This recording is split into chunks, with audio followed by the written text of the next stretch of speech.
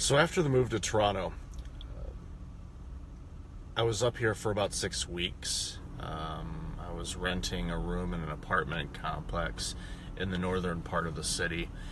And on nights, I was looking for a place for our family to live. And over a period of 6 weeks, the family came up to look at various places to rent to figure out where in Toronto would make the most sense. Trying to find places that was relatively close to my new job, which is easier said than done. For anyone that's familiar with the Toronto housing market, it's absolutely insane. In parts of the U.S. where a home would run from $150,000 to, let's say, $250,000 or $300,000, that same home in Toronto would be anywhere from $750,000 to well over $1 million, and they're bidding wars to get those houses.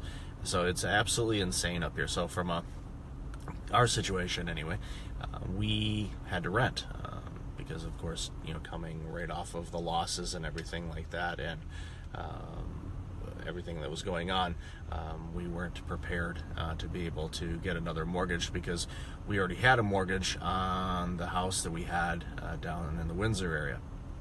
So after 6 weeks, we were able to find a place, and we loaded up moving trucks, which there's nothing more painful than dealing with moving.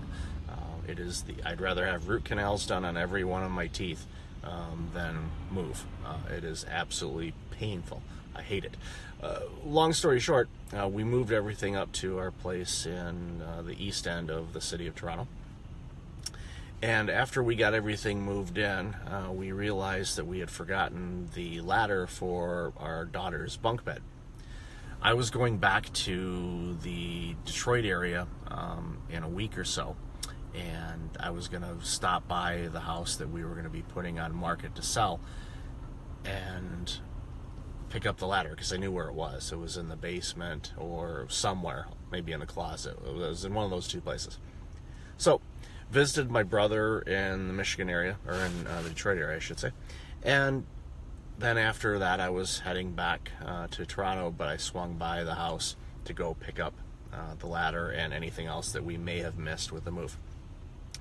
So when I approached the house, I pulled up into the driveway, and then I opened up the screen door, and I saw the largest padlock I have ever seen in my life, and a note indicating that our home was in foreclosure. At that moment, I felt the greatest amount of peace I have ever felt in my life. I know that may come as a shock to many because that is an emotional component.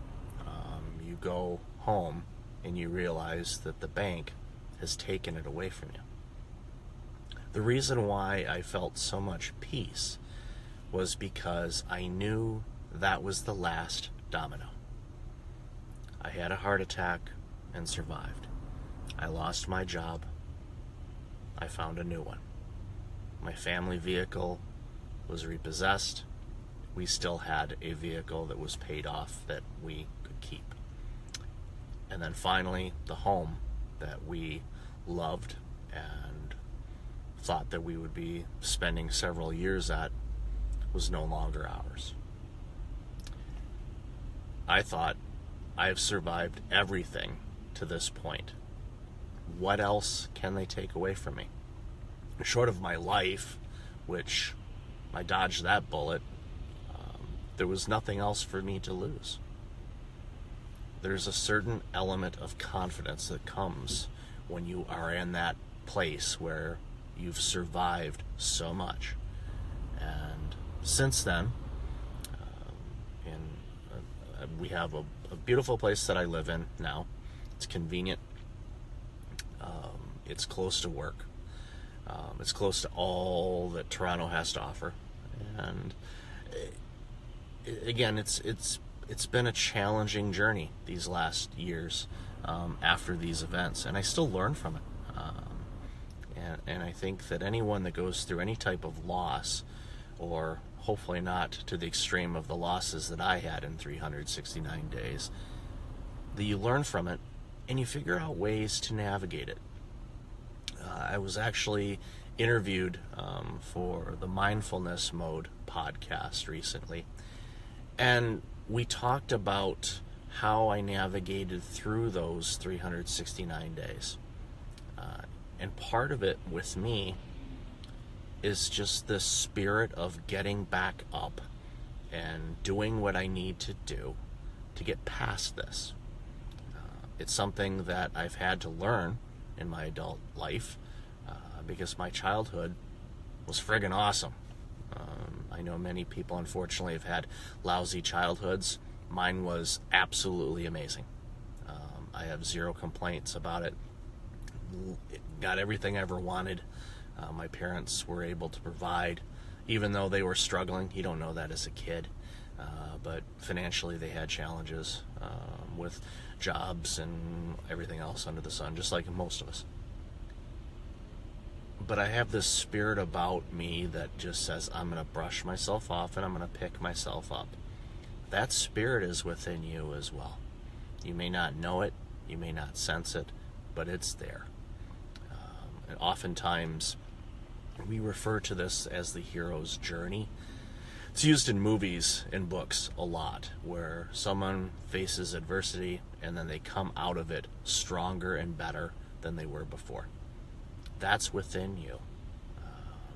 And a way to find it is with boundaries, is to really protect yourself, protect how you go about your living, protect the choices you make, learning how to say no, and learning how to say yes. It's not something that's learned overnight, but I have learned it, and my life is amazing now. Yes, there's challenges in my life.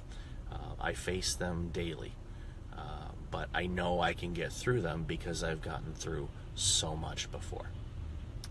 So we'll continue this discussion, but in the comments below, I want you to start thinking about, the losses that you've had in your life and how you've been able to overcome them.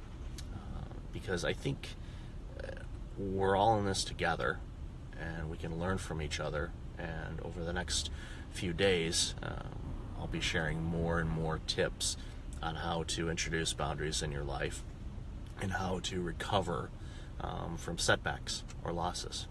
So until then, be well.